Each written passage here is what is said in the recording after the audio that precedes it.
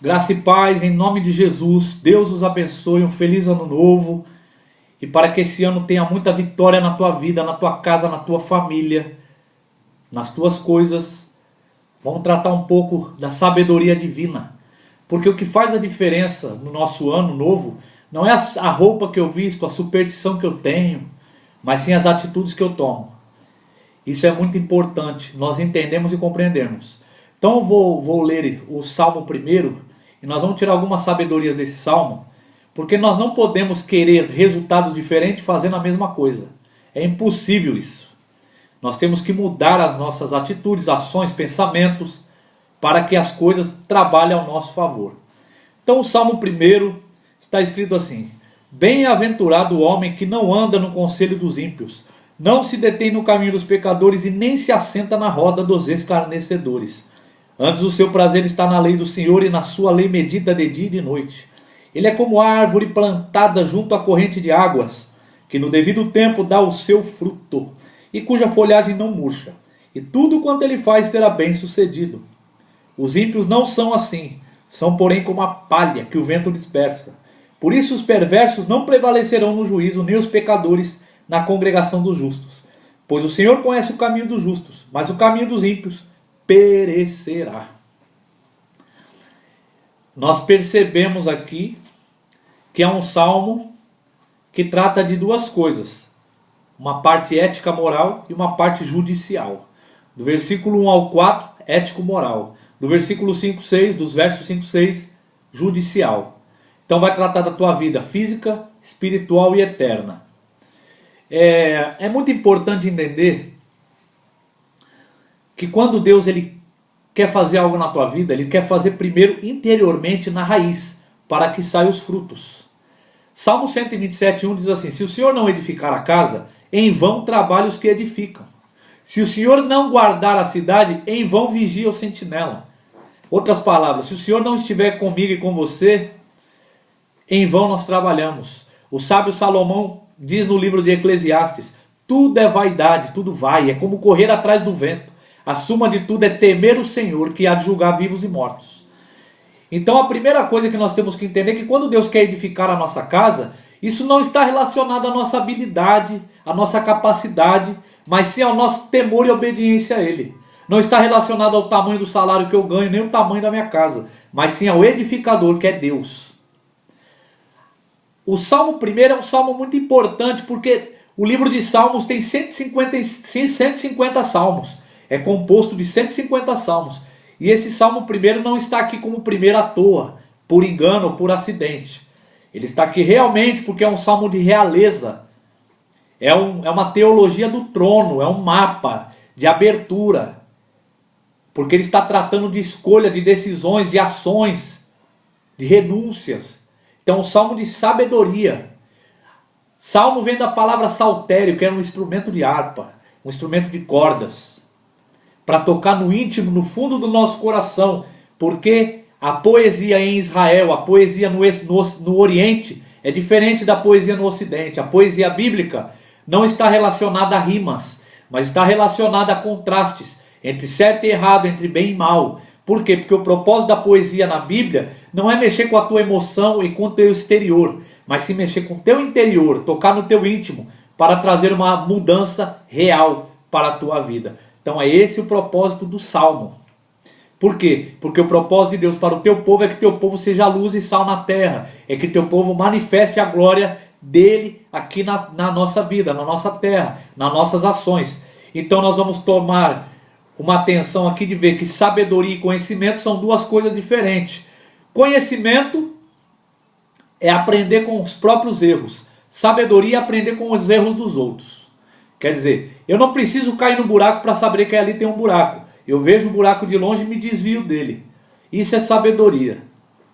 Então, conhecimento, inteligência e sabedoria são três coisas diferentes. Eu posso ser inteligente, posso ter conhecimento. Mas sabedoria é quando eu aplico o conhecimento e a inteligência que eu tenho. É quando eu coloco em ação, em aplicação, em disciplina. E é isso que Deus quer. O propósito do Salmo também é mostrar o quê?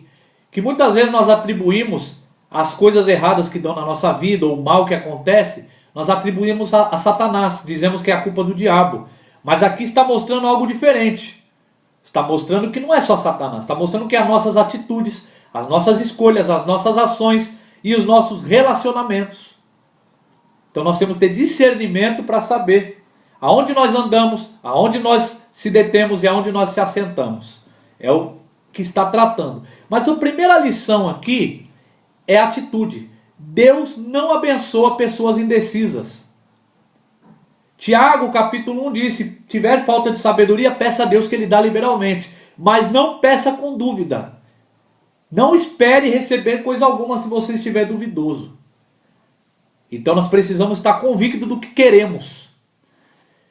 Quando Jesus está curando no Novo Testamento, muitas curas de Jesus, Ele pergunta aos doentes, queres ser curado? A cegos clamando Jesus, Ele diz, o que queres que eu te faça?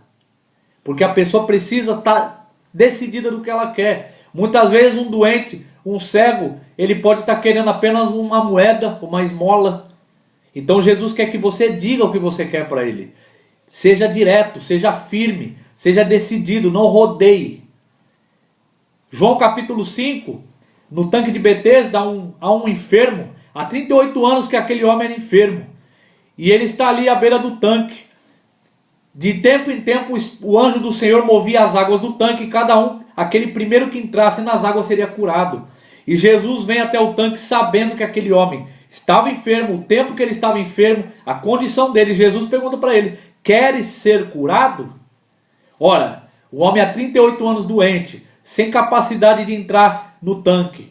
E ainda precisa perguntar se ele quer ser curado? Precisa, porque você precisa dizer o que você realmente quer. Você precisa dizer o que você quer para Deus. Se humilhar aos pés deles, mas ser direto, ser verdadeiro, não rodear. Não é mais ou menos, não é em cima do muro, é quem você é, o que você quer. E tanto que quando ele diz a Jesus ali que ele tentava muitas vezes entrar, mas era incapacitado porque outro entrava na frente dele, Jesus disse, toma o teu leito e anda. Não precisou nem entrar no tanque. Então nós precisamos ter direção de atitude do que queremos. Se você quer o verde, é verde. Não é mais amarelo ou meio esverdeado. É verde. É uma das coisas que trabalham no princípio do reino de Deus que muitas vezes nós não compreendemos. O que você quer? Então, nós vamos ver a palavra começa com bem-aventurado. Bem-aventurado. O que é bem-aventurado? Bem-aventurado significa os abençoados de Deus, tanto na terra como no céu. É os eleitos de Deus desfrutando da abundância de Deus. É aquele que desfruta da perfeita, boa e agradável vontade de Deus. Esse é bem-aventurado. Essa abundância não está relacionada à prosperidade material. Embora possa até vir acompanhada com ela, mas não está relacionada a ela. E não está relacionada também na minha capacidade, nas minhas habilidades ou naquilo que eu possa fazer. Mas na minha obediência e aquilo que Deus faz por mim. Esse bem-aventurado. Então, bem-aventurado é o homem que não anda no conselho dos ímpios. Eu quero só dar mais um detalhe aqui importante. É importante descrever isso. Na Bíblia é usado muito a palavra homem por dois motivos. Homem muitas vezes significa a humanidade, toda a humanidade. E homem também, principalmente nos livros de sabedoria, é porque o homem em Israel é o cabeça da casa. Embora hoje, na cultura ocidental, isso mudou muito. Mas o homem ele tinha que ensinar os teus filhos, ensinar a tua esposa, levar os princípios para dentro do lar. Era a responsabilidade, homens eram guerreiros, eram homens que produziam, eram homens que traziam para a tua casa os valores de Cristo, os valores de Deus, os valores bíblicos. Então, por isso que fala homem, bem-aventurado o homem, porque se o homem é bem-aventurado, toda a casa é bem-aventurada, a mulher e os filhos. Bem-aventurado o homem que não anda no conselho dos ímpios, não se detém no caminho dos pecadores, nem se assenta na roda dos escarnecedores. Olha o progresso do pecado. Quando Eva está sendo tentada pela serpente, a serpente disse, certamente não morrereis se comer do fruto. Seus olhos se abrirão e será conhecedores do bem e do mal. E Eva vê que o fruto era bom para alimento e agradável aos olhos, e ela come e dá ao teu marido, ele come, e os dois percebem que estão nus, se escondem de Deus, fogem de Deus e culpam o outro. É um descarrilhão. O pecado te leva à ruína rápido. Você vê que aqui é um progresso aqui nesse salmo. Ele não anda, daqui a pouco ele não se detém, ele não se assenta. É um declínio. Então ele não anda no conselho dos ímpios. Quem te aconselha? Quem me aconselha? Porque opinião todo mundo dá. Está cheio de pessoas dando opinião na vida das outras. Agora conselho, aqui vai dar um contraste muito grande. Por quê? Porque de uma mudança corporal vai por uma mudança espiritual, uma mudança interna, uma mudança mental. Quando no versículo 2 diz assim, ó, o prazer do bem-aventurado está na lei do Senhor e na tua lei medita dia e noite, já muda do corporal para o espiritual. Não está dizendo para não andar no conselho dos ímpios e andar no conselho dos bons. Não está dizendo isso. O prazer do bem-aventurado está na lei do Senhor. Está na palavra de Deus. Ele não é guiado pelas influências. Ele é guiado pela palavra de Deus. O bem-aventurado ele é guiado pelas escrituras. Não pelo que os outros falam. Então se alguém vai aconselhar você ou eu, tem que estar baseado naquilo que Deus fala. Por quê? Porque Deus não tem compromisso com a minha palavra e com a sua. Ele tem compromisso com a palavra dele. Isaías 55:11 diz: assim será a palavra que sair da minha boca. Não voltará para mim vazia, mas fará o que me apraz e prosperará para aquilo a qual designei. Quando Deus fala, não volta vazio. Quando eu falo, pode voltar vazio. Mas se eu estiver falando a palavra de Deus, ele tem compromisso com a palavra dele. Então quem te aconselha? Aonde você se detém? Aonde você se assenta? Quem senta na tua casa? Quem senta na tua mesa? Quem você ouve? Quais programas você assiste? Qual a moda que você segue? O bem-aventurado ele é firme na palavra de Deus e ele tem prazer e nela ele medita dia e noite. Não é só de vez em quando, não é só de manhã, não é só de... ele medita o tempo todo. É um estilo de vida dele, a palavra de Deus. E é importante notar, porque muitas vezes nós acordamos de manhã, o nosso inimigo hoje é o celular. Nós pegamos o celular antes de ser guiado pela palavra de Deus. Vamos ver o que a notícia fala, o que a mensagem fala, o que a internet fala e deixamos a palavra de Deus de lado. Não pense você ou eu que seremos bem-aventurados tomando esse tipo de atitude. Então é uma coisa que nós temos que mudar. Outro ponto importante nesse salmo é o não. A psicologia ensina que não devemos falar não para os nossos filhos ou para as pessoas. E hoje as pessoas vivem doentes.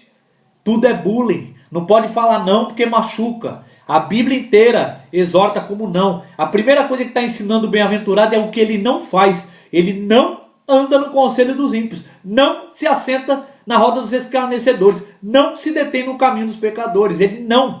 Deus fala o que você não deve fazer e depois o que você deve fazer. Então não é bíblico. Nós temos que falar não sim. Se nós somos líderes, temos que falar não para os liderados com respeito, com amor, mas o não é uma coisa importante.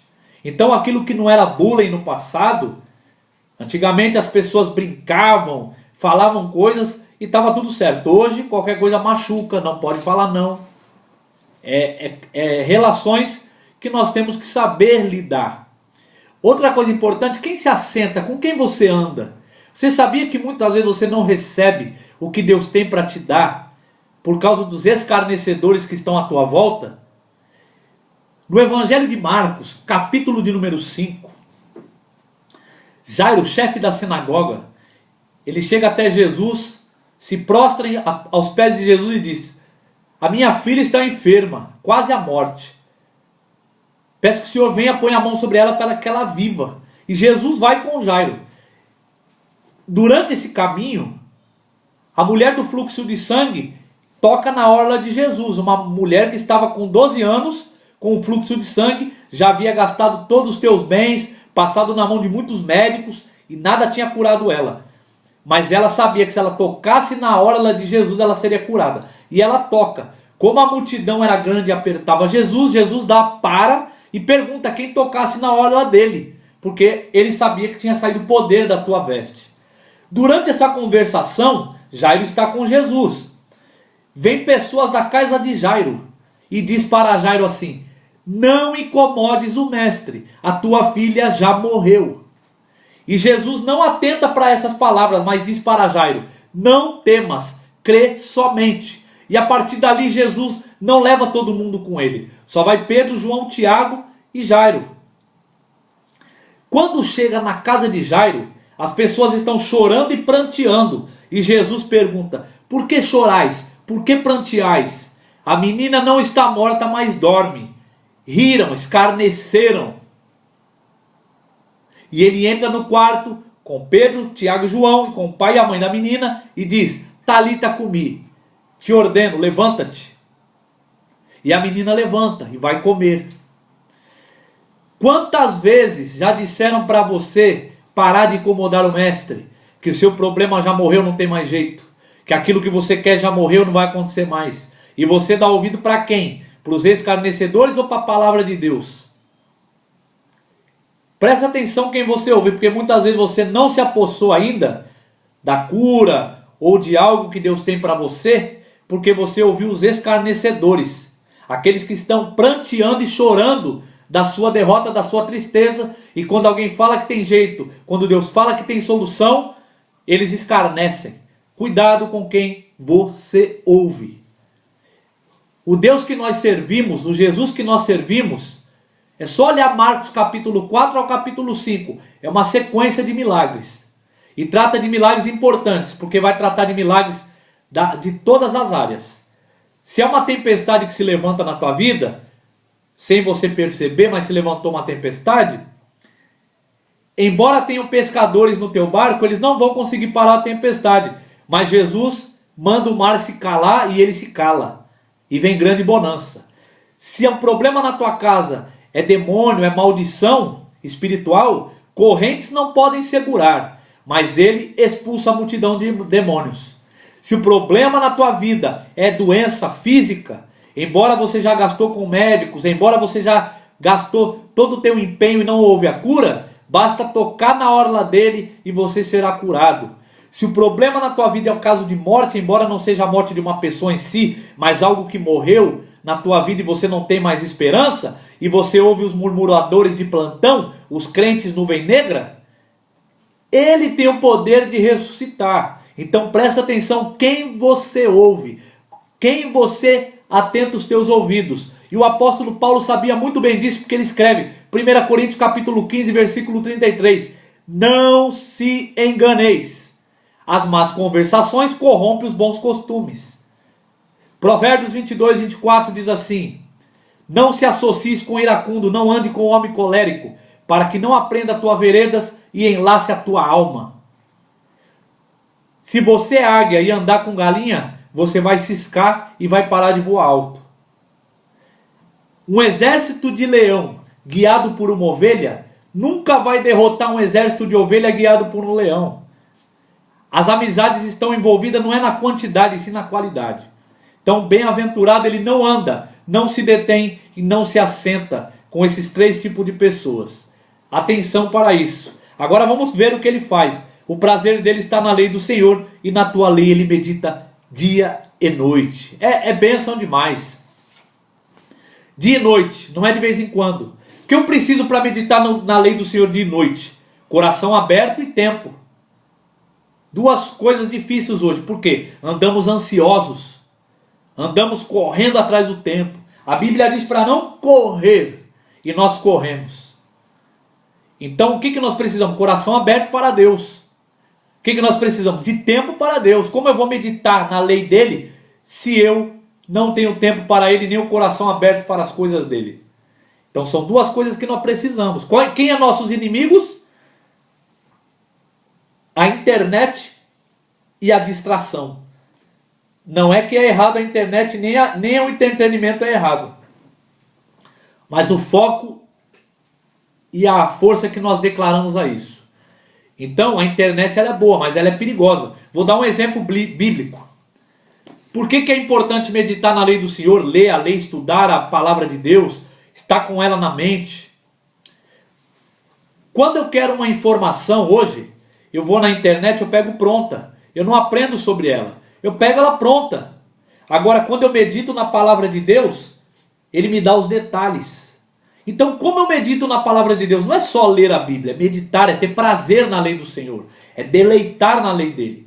E um dos princípios importantes, dois princípios importantes. Quando nós oramos, nós falamos com Deus. Quando nós lemos a Bíblia, é Deus falando conosco. Isso significa que quando eu leio a Bíblia, eu não me atento para o tanto de palavras que ela tem, ou o tanto de livros ou capítulos.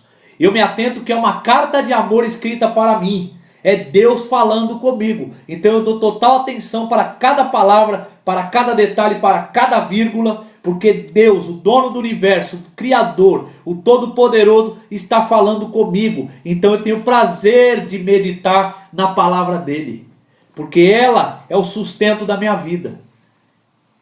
Então esse é um princípio muito importante. Você só vai vencer uma ideia com uma ideia melhor. Quem é a ideia melhor? A ideia de Deus, porque ele é divino. Eu vou atentar para mais um detalhe, não vou discorrer expor muitas coisas aqui. Como que é o bem-aventurado? Nós vimos o que ele não faz, o que ele faz, e agora como que ele é. No versículo 3, ele é como a árvore plantada, junto à corrente de águas, que no devido tempo dá o seu fruto. Suas folhagens não murcham, tudo quanto ele faz será bem sucedido. Ele é como árvore, ele tem raiz, está firmado, está plantado em um lugar com corrente de águas, não é um lugar qualquer. Então, o bem-aventurado ele tem identidade, ele tem propósito, ele produz fruto. A árvore não é conhecida pela árvore, ela é conhecida pelos frutos. E um detalhe importante é que ela dá o fruto no tempo certo. Outro problema que nós enfrentamos no nosso dia a dia. Nós corremos atrás do tempo. Nós somos ansiosos. Se a árvore ela dá fruto antes, sai verde, azedo e amargo. Se ela dá fruto depois, sai podre, sai maduro demais. Ela dá o fruto no tempo certo. O tempo certo é o tempo de Deus. Não é o meu tempo, não é o seu tempo, não é o tempo do teu amigo, não é o tempo do teu colega, não é o tempo do teu vizinho. É o tempo de Deus. Deus não chega adiantado e nem atrasado, ele chega na hora certa. Então nós temos que entender isso daí, porque andamos ansiosos, andamos correndo, andamos alvoroçados. E a palavra de Deus diz: não andeis ansiosos por coisa alguma. Apresentai diante de Deus as vossas súplicas, com oração, intercessão e ação de graça. A paz de Deus, que excede todo entendimento, guardará a vossa mente e o vosso coração em Cristo Jesus. Jesus, ensinando os teus discípulos, ele disse: não andeis preocupados com o que haveis de comer, de beber ou de vestir. Os pagãos que fazem essas coisas. Vós, portanto, buscai o reino de Deus e a tua justiça, e todas essas coisas serão acrescentadas. Não é difícil para Deus abençoar a tua vida, abençoar a minha. Nós só temos que estar plantado. Se a árvore sai do solo, o solo não morre. Quem morre é a árvore. Se eu saio debaixo da autoridade de Deus, Deus continua sendo Deus. Quem morre sou eu, quem perde sou eu. Então nós temos que compreender o princípio da autoridade de Deus. E o bem-aventurado, ele sabe disso, ele sabe quem ele é. Ele é plantado. Ele não se preocupa com a opinião dos outros, com o conselho dos outros, com o achismo dos outros, com o escarnecimento dos outros. Muitas vezes a pessoa vai falar: você não faz isso, você não conseguiu isso. É no tempo de Deus, não é no tempo do teu colega. Então você tem que estar plantado junto a correntes de água, porque Jesus disse: sem mim nada podeis fazer. Outra coisa importante é ligar isso com Gênesis capítulo 49, versículo 22, quando Jacó está abençoando José. E ele disse para José: José é um ramo frutífero junto à fonte. Os teus ramos sobrecaem sobre os muros. A história de José é muito conhecida. José, ele foi vendido pelos irmãos. Ele vai para a casa de Potifar. Ele é acusado de adultério. Ele vai preso. Depois ele revela o sonho do copeiro e do padeiro. O padeiro morre. O copeiro volta para o palácio e esquece dele mais 2 anos. E depois ele vai, revela o sonho de Faraó e é colocado como governador do Egito. E ele, através da sua sabedoria, do poder do Espírito de Deus que estava sobre ele, ele administra o Egito, e ali todos são salvos da fome, porque a fome veio ali através da revelação que ele teve de Deus. Então José foi um ramo frutífero, plantado, deu fruto no tempo certo. Se você olhasse para a vida de José, você dizia que era um fracassado, um derrotado, ou ele mesmo podia entrar em depressão se ele não fosse plantado. de tudo que aconteceu com ele, mas tinha um tempo e um propósito. Então quando ele foi esquecido pelo copeiro, ele não foi esquecido, era o tempo certo, porque se ele fosse lembrado, talvez ele não se tornaria governador, aquilo que Deus tinha para ele. Então aquilo que Deus tem para você é no tempo certo, e quando ele der, ele vai dar para seus ramos sair sobre os muros, você vai abençoar outras vidas, outras nações, outras pessoas. Foi isso que José fez. E o mais interessante que vai entrar no princípio para esse ano, para mim e para você, que nós devemos fazer, é que no capítulo 50, quando Jacó havia morrido, os irmãos de José que haviam vendido ele, ficaram com medo. Disseram, agora José vai se vingar de nós. Nós fizemos mal para ele. Nós vendemos ele, nós traímos ele, nós enganamos ele. E José respondeu a eles, todavia me fizeste mal, não temais, porque Deus tornou o mal em bem. Então eu sustentarei a vós e a vossos filhos. José perdoou, e esse perdão é divino. Pagar o bem com o mal é diabólico. Pagar o bem com o bem é humano. Agora pagar o mal com o bem é divino. E quando você faz algo divino, Deus age com divindade sobre a tua vida. Perdoe aquela pessoa que você teve problema, que te feriu, que te traiu, que te humilhou, ou que fez o que foi com você. Porque Deus quer te abençoar e através desse perdão você será bem-aventurado. Perdoe. Perdoe de coração. Como José perdoou seus irmãos. Salvando a vida deles. Abençoando a vida deles. Então, perdoe. Um princípio importante para aqueles que querem ser bem-aventurado. Outro princípio importante é que quando nós estamos falando aqui de família, de ano novo, de bem-aventurança, e são princípios. Eu vou citar só apenas mais dois. Eu falei do perdão de José, árvore plantada junto à corrente de águas, a folha de José não murchou. Embora ele fosse vendido, embora ele fosse traído, embora ele fosse acusado, embora ele fosse esquecido, não murchou. Veio o inverno, veio o frio, mas a folha de José não murchou. E ele prosperou, tudo que ele fazia prosperava. Inclusive o Egito foi abençoado através da vida dele. As casas onde ele passava, a prisão onde ele estava, foi abençoado através da vida dele. Deus pode abençoar vidas através da tua vida. Deus pode abençoar lugares através da tua vida. Agora, outro princípio importante que nós vamos tratar, Deuteronômio, capítulo de número 6. Quando Moisés está dando a segunda lei. A primeira lei ele deu e os pais morreram no deserto. Por quê? Porque andaram no conselho dos ímpios, se deteram no caminho dos pecadores e se assentaram na roda dos escarnecedores. O povo morreu porque murmurou, porque idolatrou, porque cometeu imoralidade.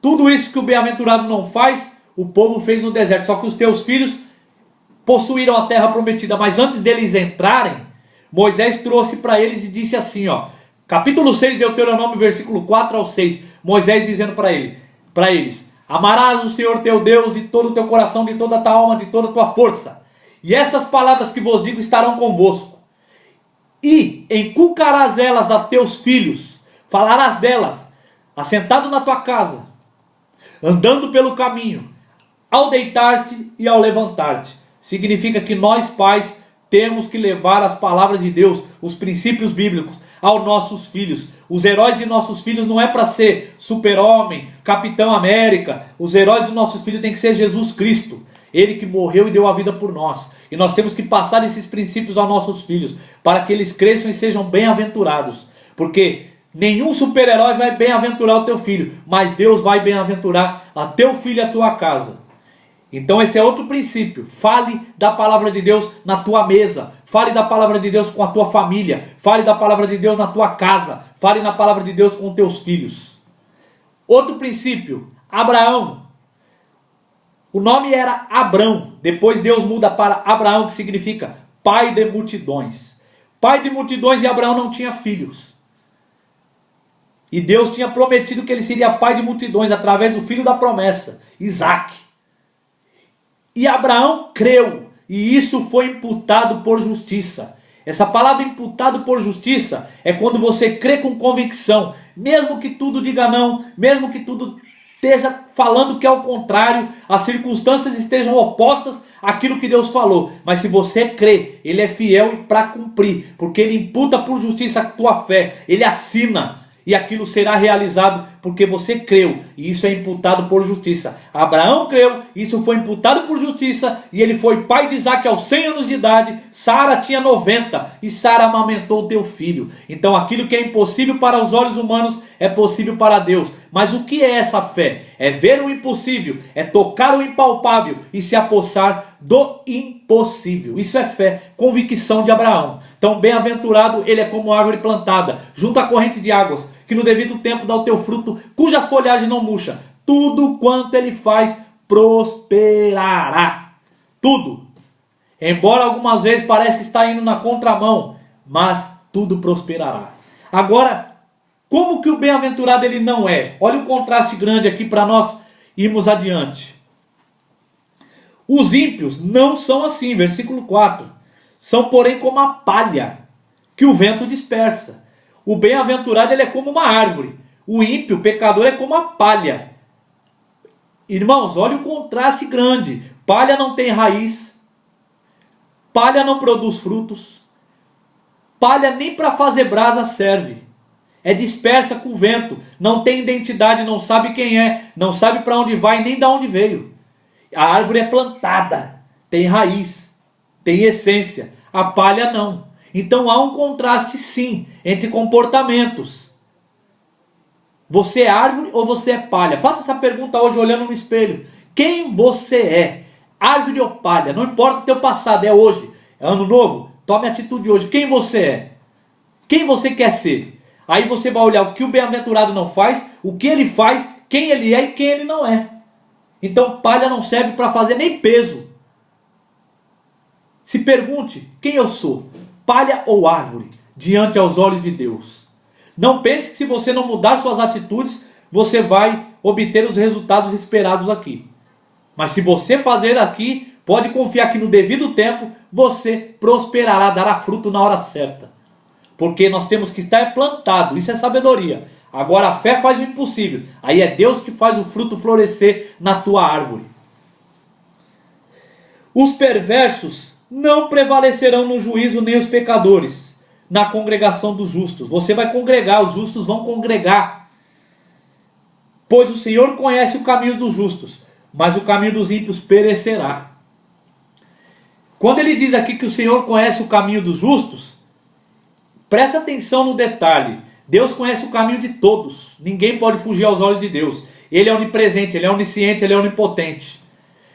O que está querendo dizer aqui? Deus conhece o caminho do mal e o caminho do bom. Agora Ele conhece o caminho do justo é porque Ele tem prazer de andar com você que é justo. Ele tem prazer de andar com você que é bem-aventurado. Ele tem prazer de andar com você que obedece a palavra dele. Ele está perto de você. Ele anda com você. Ele gosta de estar com você. Ele tem prazer de andar com aqueles que lhe obedecem. Justo. Ninguém é justo. A Bíblia diz, não há um justo sequer, em Romanos capítulo 3. Justificados em Cristo Jesus. Só Jesus Cristo nos justifica de todo pecado, de toda imundícia, de toda perversidade. E só o Espírito Santo é capaz de fazermos obedientes como o bem-aventurado é. Sem ele é incapaz. Você não pode agradar a Deus sem o Espírito Santo.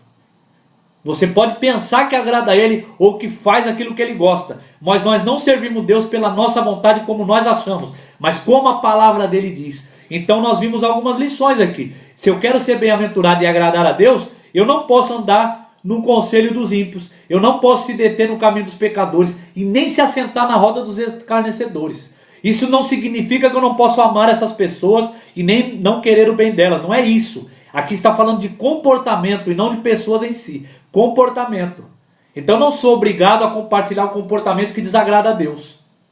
O que eu faço? Eu medito na lei do Senhor e nessa lei eu tenho prazer dia e noite. E eu sou como árvore plantada, que dou fruto no tempo certo, as minhas folhas não murcham.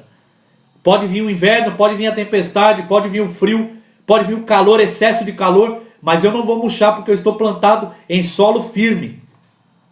E tudo quanto eu faço prospero. Os ímpios são como a palha, há um contraste muito grande. Se pergunte hoje, quem eu sou, quem eu quero ser? Então lembre, você nunca vai conseguir resultados diferentes fazendo a mesma coisa. E quando você agrada a Deus, você vai desagradar o mundo. Pessoas vão se desagradar de você. é um salmo de decisão, atitude, escolhas. É isso que Deus quer para a tua vida. Salmo 128 diz assim, ó: bem-aventurado aquele que teme o Senhor e anda nos teus caminhos. Do trabalho de tuas mãos comerás. Feliz será e tudo te irá bem. Tua esposa no interior da tua casa será como a videira frutífera, teus filhos como o rebento de oliveira ao redor da tua mesa. Eis como será bem-aventurado aquele que teme o Senhor. O Senhor lhe abençoará de Sião, e verás a prosperidade todos os dias da tua vida em Jerusalém. E os filhos de teus filhos verá a paz sobre Israel.